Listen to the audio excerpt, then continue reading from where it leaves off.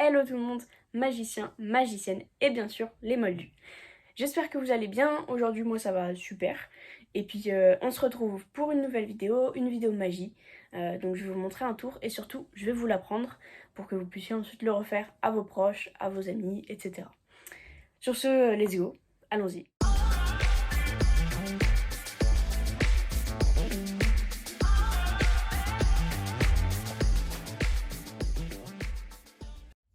Ok, donc c'est parti pour la démonstration du Akan any card at any number.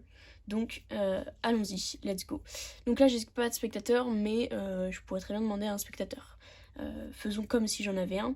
Donc je demande à un spectateur de choisir une carte, n'importe laquelle, hein. Par exemple celle-ci, je vous la montre, je ne la regarde pas, je tourne la tête, j'espère que vous l'avez bien vue. Et je remets les cartes ici et je demande au spectateur de remettre sa carte sur le dessus du paquet.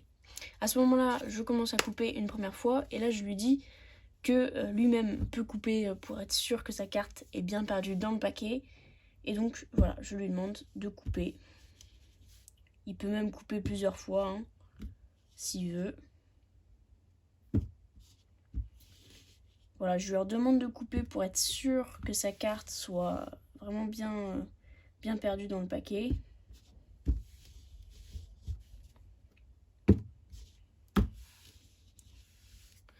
Voilà.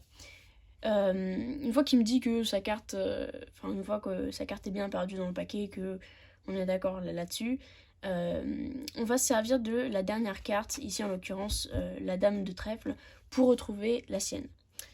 Donc le any card at any number, c'est simple. On va prendre du coup une carte, ici on a pris la dame de trèfle, pour essayer de retrouver la carte du spectateur. Donc la dame, ça représente la 12e carte dans une famille, c'est le chiffre 12. Et si on regarde bien, si on regarde la 12e carte, donc 1, 2, 3, 4, 5, 6, 7, 8, 9, 10, 11 et 12, on a la carte du spectateur. Passons aux explications. C'est parti pour les explications. Alors, donc, je vais juste récupérer mes cartes et je vais vous expliquer tout ça. Donc, ce dont vous allez avoir besoin, c'est d'une famille. Moi, j'ai pris les trèfles, mais ça peut être n'importe laquelle des familles. Les cœurs, les carreaux, les piques ou les trèfles, comme moi. Vous prenez une famille et vous allez la ranger comme ceci. Roi, dame, valet, 10, 9, 8, 7, 6, 5, 4, 3, 2. Et vous n'allez pas mettre l'as, mais vous allez remplacer l'as par n'importe quelle autre carte. Moi, je conseille une carte de la couleur opposée, par exemple. Si vous avez pris trèfle ou pique, vous allez prendre une carte rouge. Si vous avez pris cœur ou carreau, vous allez prendre une carte noire. Je trouve que c'est plus flagrant, du coup, c'est mieux dans le rangement. Vous allez voir pourquoi après. Donc voilà, vous prenez une des familles, vous les rangez, vous rangez les cartes comme ça. Le roi étant en dessous, le 2 et du coup la carte qui remplace l'as au-dessus.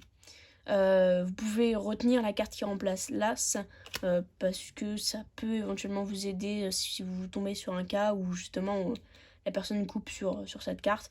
Mais sinon, si vous la retenez pas, c'est pas grave. Vous allez voir par la suite ce qu'on va faire. Donc ce petit paquet, vous allez donc le placer en dessous du paquet. Et toutes les autres cartes sont rangées n'importe comment, elles sont mélangées. Il n'y a pas d'ordre précis.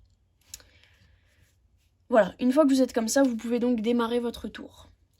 Donc le Akan, donc il existe plein de versions différentes. C'est juste le fait de retrouver une carte, la carte du spectateur, grâce à justement un chiffre, une autre carte, enfin voilà. Donc alors, on va démarrer le tour. Donc au début, en fait, pour faire piocher une carte au spectateur, il y a plusieurs manières de le faire. Ce que vous voulez juste pas, c'est que le spectateur pioche une des cartes de trèfle, une des cartes de votre famille. Donc à ce moment-là, soit vous éventaillez le début du jeu et le spectateur va être incité à prendre une de ces cartes-là. Mais dans le cas d'un spectateur justement qui veut un peu vous piéger, etc., il peut avoir tendance à justement aller chercher une des dernières cartes, ce qu'il ne faut pas. Donc moi ce que je fais, c'est que Je prends tout simplement une partie du paquet dans laquelle je suis sûre qu'il n'y a pas de carte de trèfle, donc je prends la moitié du paquet, je l'éventaille et je dis au spectateur de choisir une carte. Je le fais sans demander, sans vraiment le dire, parce que comme ça incite pas le spectateur à justement poser des questions en disant pourquoi on ne pioche pas dans ces cartes-là. Enfin, voilà, le but c'est de laisser le moins de temps au spectateur et de vraiment lui dire allez-y, piochez une carte, pour pas qu'il ait le temps justement d'essayer de vous piéger, entre guillemets. Voilà, donc vous faites choisir une carte à un spectateur. Alors, on tombe sur le joker, on va prendre une autre. Après, c'est vraiment n'importe laquelle. Hein. Donc là, le 6 de carreau. Une fois que vous avez fait ça, vous reprenez votre paquet dans lequel vous avez fait choisir la carte et vous le mettez bien au-dessus du reste du paquet. Et vous dites au spectateur de remettre tout simplement sa carte sur le dessus du paquet. À ce moment-là, vous coupez. Et en fait, ce qui se passe, c'est que la carte du spectateur se retrouve juste après votre tas de trèfle. Donc, juste après l'as de trèfle, la carte en tout cas qui remplace l'as de trèfle. Et alors, pourquoi j'ai pas mis l'as de trèfle ? Parce que du coup, si on reprend notre paquet, vous pouvez comme ça avoir plus de facilité à montrer les cartes au début pour dire qu'elles sont différentes. S'il y avait eu l'as de trèfle et que si par exemple vous faites un peu, vous montrez un petit peu le 2, bah c'est pas grave si vous le montrez assez vite, etc. Alors que s'il y avait eu l'as de trèfle, je trouve que ça attire un peu plus l'œil. Après voilà, c'est mon avis. Mais donc voilà, faites bien attention de pas trop montrer les cartes qui sont là. Et vraiment vous pouvez commencer par la fin sinon, ou enfin voilà, mais en tout cas, il faut pas que le spectateur puisse voir que vous avez fait tout un tas de trèfles ou d'autres familles tout à la fin. Voilà. Donc vous coupez. Le 6 de carreau, la carte du spectateur se retrouve du coup sous votre tas. Et à ce moment-là, vous n'avez plus qu'à faire couper le spectateur autant de fois qu'il veut. Ça, il n'y a pas vraiment de règles. Juste, il y a un seul truc, c'est que une fois qu'il a coupé, il faut qu'il se retrouve sur une carte de trèfle. Sinon, ça marche. Enfin, sinon ça va pas marcher. Mais du coup, voilà, vous pouvez le faire. Alors, soit il coupe une fois et il tourne directement sur une carte de trèfle, ça vous arrange, il n'y a pas besoin de recouper, machin, nana. Soit, s'il coupe pas assez, vous vous retrouvez avec une carte, vous savez pas exactement où elle est. Bah, du coup, à ce moment-là, vous dites, pour que la carte soit bien perdue dans le paquet, de recouper encore et encore jusqu'à temps que vous tombiez sur une carte de trèfle. Ensuite, là, on tombe sur le 2. Alors moi, je suis pas fan de tomber sur des petites cartes parce que du coup, la carte, ça veut dire qu'elle est vraiment juste là. Je trouve que c'est moins... ça fait moins choc, etc. Donc du coup, je préfère continuer de couper. Je lui redis de couper pour être sûr que sa carte, elle est bien mélangée. Voilà, et après, j'essaie de tomber... Enfin voilà...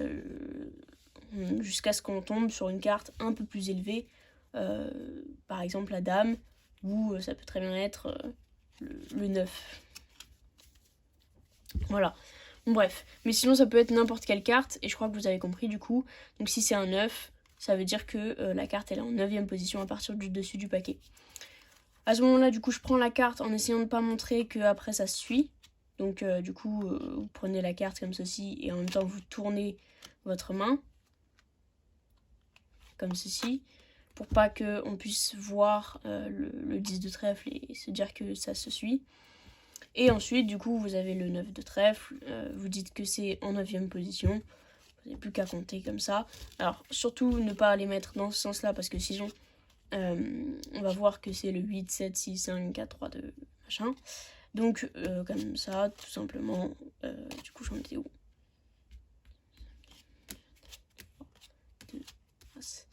Et c'est celle-ci. Voilà, donc la 9e carte. Et après, pour refaire le tour, du coup, vous n'avez plus qu'à reprendre vos cartes et juste comme ceci, les remettre dans l'autre sens pour faire ça. Et ensuite, vous pouvez tout remettre sur le dessous et vous êtes prêt à refaire le tour. Voilà, j'espère que cette vidéo vous aura plu. N'hésitez pas à me dire ce que vous en pensez en commentaire, si vous l'avez refait à vos proches, à vos amis, etc. et à laisser un j'aime, à activer la cloche et à vous abonner si c'est pas déjà fait. Franchement, ça me ferait super plaisir. Donc voilà, sur ce, je vous dis à dans 2 semaines pour une nouvelle vidéo. Voilà, Nox.